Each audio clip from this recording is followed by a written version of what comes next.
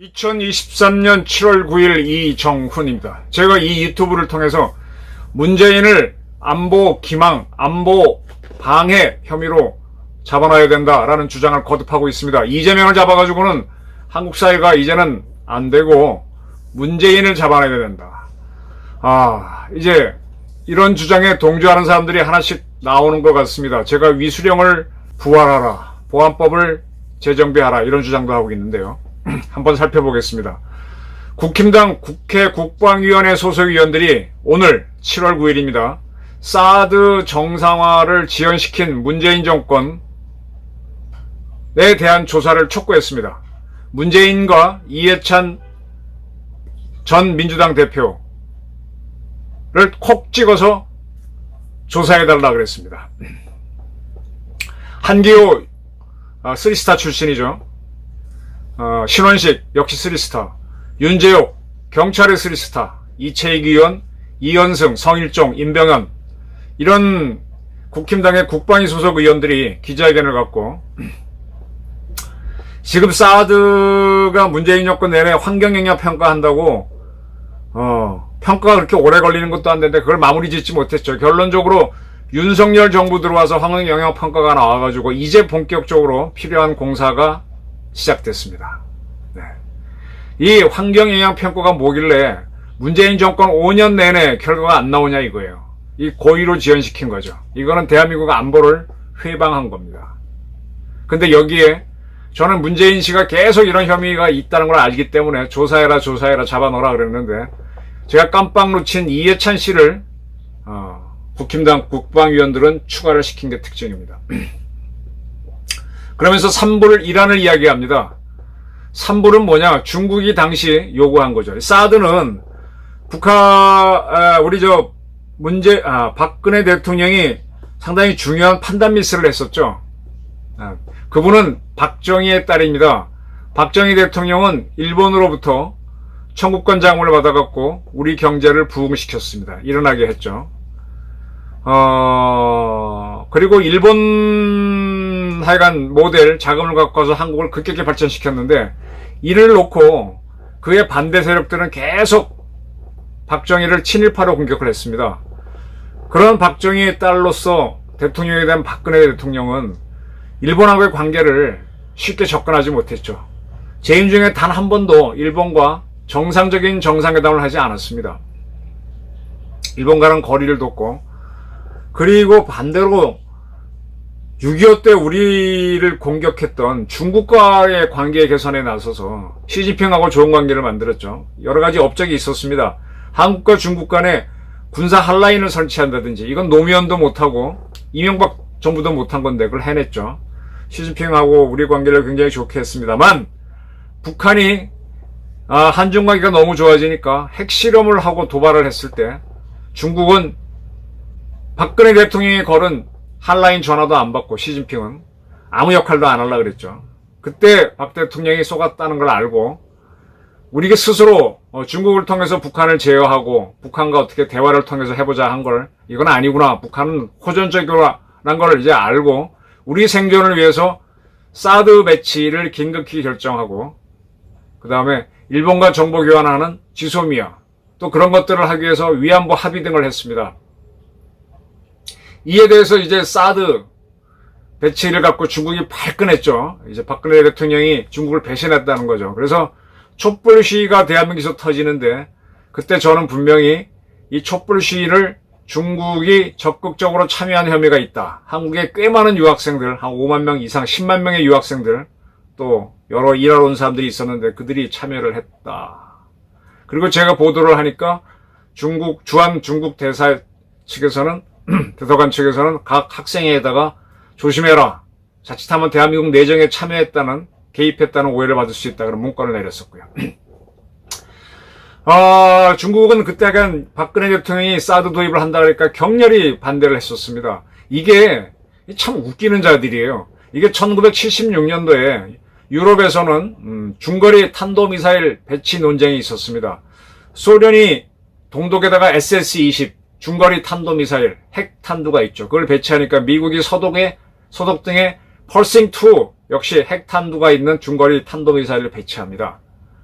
그래서 이제 유럽의 냉전이 첨예해지고 이 냉전을 해결하지 못해서 모스크바 올림픽, LA 올림픽이 반쪽으로 열리게 되죠. 그리고 이 모순을 해결하기 위해서 이 중거리 핵 무기를 모두 없애는 협정을 미국과 소련이 맺으면서 그게 INF입니다. 그렇게 하면서 이제 SS-20과 퍼싱2를 한 10년쯤 지나서 철수시키게 되죠. 그리고 이제 SDI 같은 걸 하다가 거기에 따라오지 못한 소련이 붕괴되는 그런 냉전의 와해 역사가 있었죠. 사드는요, 이게 중국을 때리는 핵미사일이 아닙니다. 중국이 우리를 향해 미사일을 쐈다면 막아줄 수 있는 미사일이죠. 이런 방어용을 갖다가 이제 중국이 진짜 막말로 생지랄을 한 겁니다.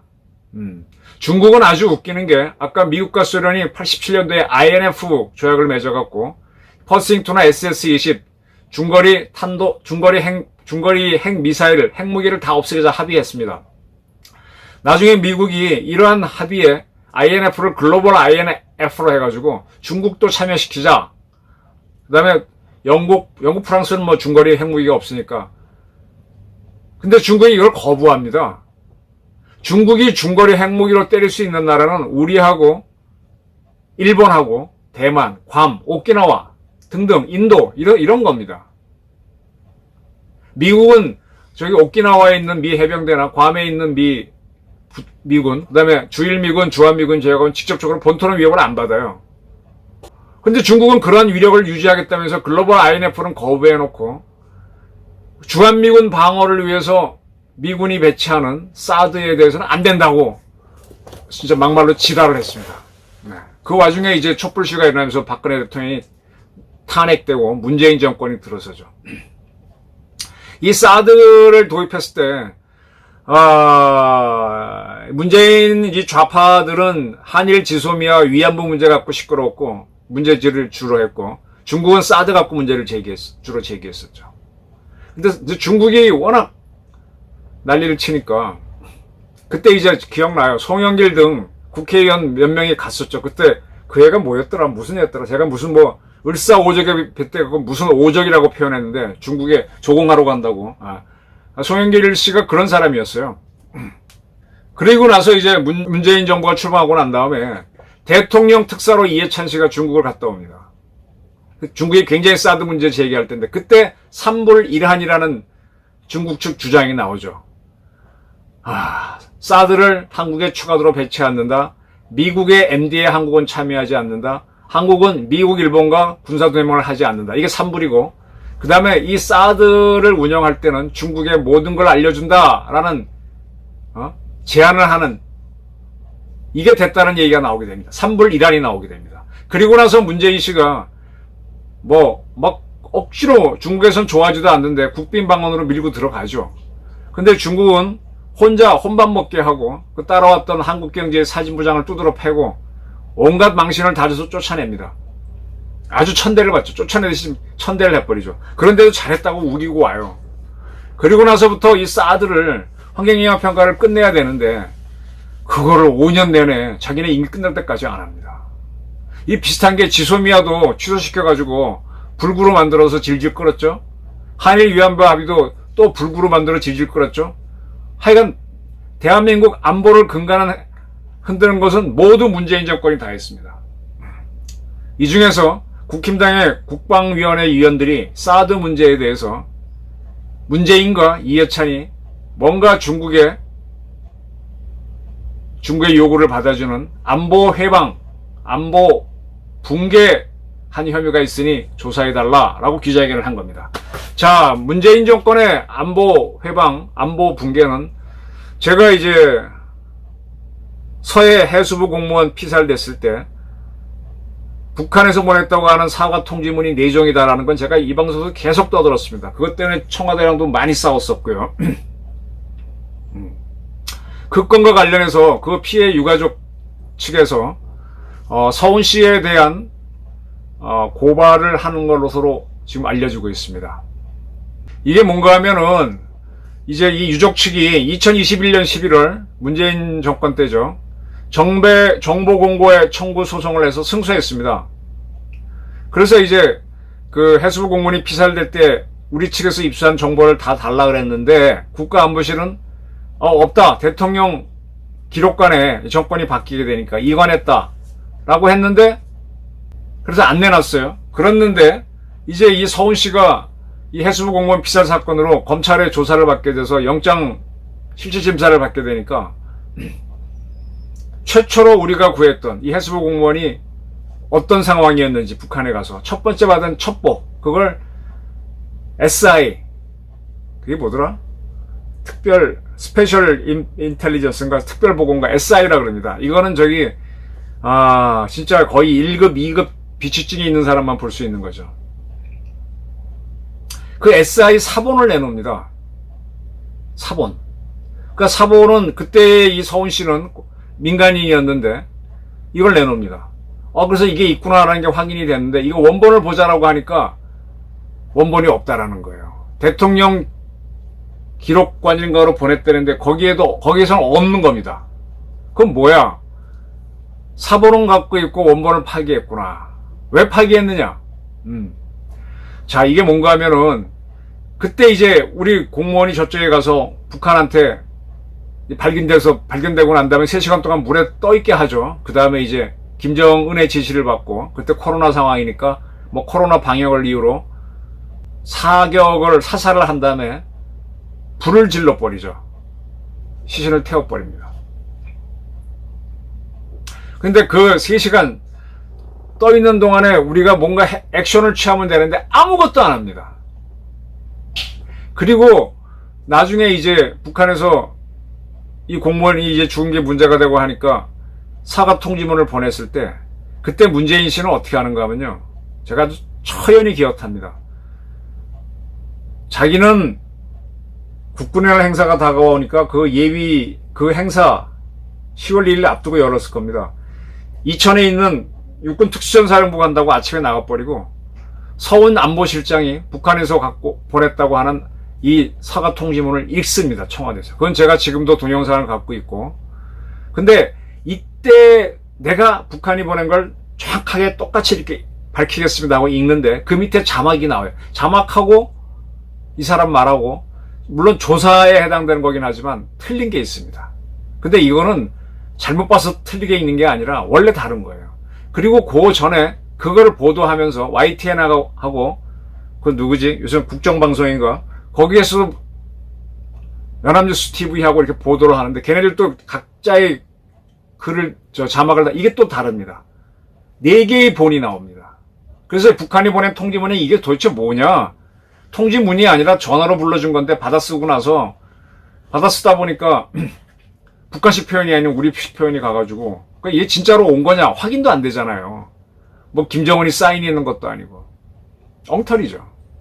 그걸 제가 계속 보도했던 건데 그러면서 이게 뭔가 흑막이 있다 계속 문제 제기했던 겁니다. 제가 오죽하고 국회 의원실로 각 전화를 해서 보좌관 비서관 보내달라 해서 내가 설명을 하고 니들이 질문해라는 거꾸로 제가 기자회견까지 가졌었습니다.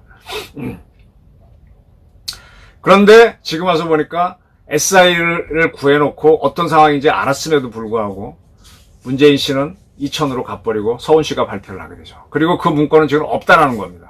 뭔가 자기가 불리하니까 지워버린 거죠. 없애버린 거죠. 이 조작을 하는 집단들입니다. 그럼 이해찬 씨는 이 사드 문제를 다시 돌아가겠습니다. 사드 문제 갖고 이제 문재인 정권이 막 선거에서 이겼을 때, 그 송영길 등이 쫓아가죠. 중국에 가서 뭐 어쩌고 합니다. 7명을 이끌고 17년 1월 달에 가죠. 사드 반발에 대해서 어쩌고 한다고 하지만은, 글쎄, 이 사람들이 진짜 친중파들이죠. 그리고 이제 박병석, 박정 의원이, 포럼에 참가한다고 우리 대표단 자격으로 갔다 오고, 그리고 나서 이제 이해찬 씨가 문재인 정권의 특사 자격으로 2017년 5월 달에 중국을 방문해서, 공산당 대연락부장을 만납니다. 중국 정부에는 외교부장이 있고요. 공산당에는 대연락부장이 있는데, 둘 다 외교 문제를 다루는데 당이 우선이기 때문에 대외연락부장이 셉니다. 그 위에는 또 뭐가 있는가 하면은, 정치위원이 있는데 정치위원 중에서 이 외교를 담당하는 사람이 지금은 왕입니다. 왕이가 더 세고요. 그 위에는 이제 상무위원이 있죠. 어쨌든 이 공산당 대외연락부장을 만나고 뭐라고 얘기한다. 이때 사드의 얘기가 오고 갔다. 그러면 그게 뭐냐? 3불 1안이다 이거죠. 그래 이걸 약속해줬기 때문에 그 다음에 문재인 씨가 중국을 국빈방문할 수 있었던 거예요. 근데 중국은 기분 나쁘니까 혼자 밥 먹게 하고 그런 거죠. 자, 이렇게 되고 난 다음에 이 시기에 누가 움직이는가 하면은 남관표 국가안보실장이 움직입니다. 남관표 씨가 중국에 가서 이 사드 문제에 대한 합의를 하고 와요. 제가 그때는 그걸 쭉 자료를 2017년도에 모아놨었습니다. 조금 보여드릴게요. 원문도, 발표문도 갖고 있는데, 이제 문재인 대통령이 갔다 오고 난 다음에, 중국 방문하고 난 다음에, 확실하게 중국과 악회를 짓기 위해서 남관표 안보실 2차장이 가서 중국 외교부의 부장조리니까 차관보를 만납니다. 사실 2차장이면 차관을 만나야 되는데 부장조리를 만나게 하죠. 그러면서 뭘 하는가 하면은, 이렇게 됩니다. 한국 측은 중국 측의 사드 문제에 관한 입장과 우려를 인식하고 한국에 배치된 사드 체계에는 그 본래 배치 목적에 따라 상국을 겨냥하지 않는 것으로 중국의 전략적 안보를 해치지 않는 점을 분명히 하였다. 중국 측은 국가 안보를 지키기 위해 한국에 배치된 사드 체계를 반대한다고 재천명하였다. 그리고 중국 측은 MD 구축, 사드 추가 배치, 한미일 군사협력 등과 관련해 중국 정부의 입장과 우려를 천명하였다. 한국 측은 그간 한국 정부가 공개적으로 밝혀온 입장을 다시 설명하였다. 이런 식으로 서로 발표를 하는데, 그 다음에 이제 그때 우리 외교부 장관이 강경화 여성 장관이었죠. 그가 국회에서 10월 30일 날 문답을 하는데, 그때 질문을 누구 하는가 하면은 야당 의원이 따지지 않고 여당 의원이 따집니다. 박병석 의원이 주로 따지는데, 그때 강경화 장관이 뭐라는가 하면 사드 추가 배치 안 한다. 미국 MD에 참여하지 않는다. 한미일 삼각 군사동맹도 안 하겠다. 중국 측이 남관표 씨가 갔을 때 요구했던 3불을 다 받아주는 걸로 답변하게 됩니다. 그러면서 부가 설명이 우리 MD에 참여 안 한다는 건 DJ 이후로부터 하나의 방침이다. 그리고 일본과의 군사동맹은 어렵죠. 원래 일본 헌법은 미국을 제외한 다른 나라와는 동맹을 못하도록 돼 있으니까 한미일이 군사동맹을 할 수가 없습니다. 군사협력을 할 수 있죠. 그래서 이런 얘기를 했겠죠. 사드 추가 배치는 왜 못합니까? 필요하면 할 수 있어야지. 지금 사드가 대한민국을 다 못 방해주고, 지금 제가 있는 서울은 사드로 못 막습니다. 여기는 팩3하고 천궁으로 막아야 돼요. 사드가 하나 내지 3개의 포대가 더 필요합니다. 그리고 이제 사드는 아주 중요한 문제가, 사드에 뭔가 변화를 줄 때는 그걸 사실을 중국에 통보하기로 했습니다. 그래서 사드에 사드 성주기지에 뭐가 들어가기만 하면은 그 좌파들이 볼때같이 몰려가 데모해. 이건 뭐냐? 중국이 거꾸로 우리 좌파한테 알려줬다고 의심할 수밖에 없는 거예요. 윤미향이도 쫓아가고. 그렇습니다. 이런 게 있기 때문에 지금 한기호, 신원식 의원 등 국방위원 여당에 조사해야 된다. 이해찬이 갔다 오고 난 다음에 거기서 대개 합의를 해놓고 문재인 대통령 국부인으로 가서 잘 갔다 오는 모양새 만들려고 했는데 천대받고 왔죠. 그리고 잘했다고 우기고 가게 되고, 남관표 씨가 가서 구체적인 합의를 더 하게 되고, 강경화 씨는 그걸 중국 측대로 설명하면서 3불 1안을 맞다는 쪽으로 해석을 해줬죠. 그리고 사드 운영 시스템에 뭔가 변화했을 때는 다 알려줘서 중국이 거꾸로 우리 좌파한테 알려줘서 데모가 나게 되고, 그래서 사드를 불필요한 걸로 이해하는 국민들이 늘어나게 되고, 중국의 공작에 계속 말려든 거죠. 그래서 제가 문재인을 잡아넣어야 된다 그랬는데, 이 국힘당 의원들은 이해찬부터 조사를 해라 딱 찍었습니다. 상당히 중요한 얘기죠. 저는 이러한 여당 국힘당 국방위원들의 주장에 동조하는 바입니다. 문재인을 조사해야 되고 이해찬을 조사해야 됩니다. 누가 대한민국 안보를 조목조목 흔들어 왔는지, 서훈, 송영무, 정경두, 그다음에 서욱, 국방부에 있으면서 군인 같지 않았던 그런 장관들 조사해야 되고, 국정원장 박지원 같은 사람 조사를 해야 됩니다. 이거는 박근혜 정부가 부정부패했다고 한 것보다 훨씬 악질의 죄입니다. 경청해 주셔서 감사합니다.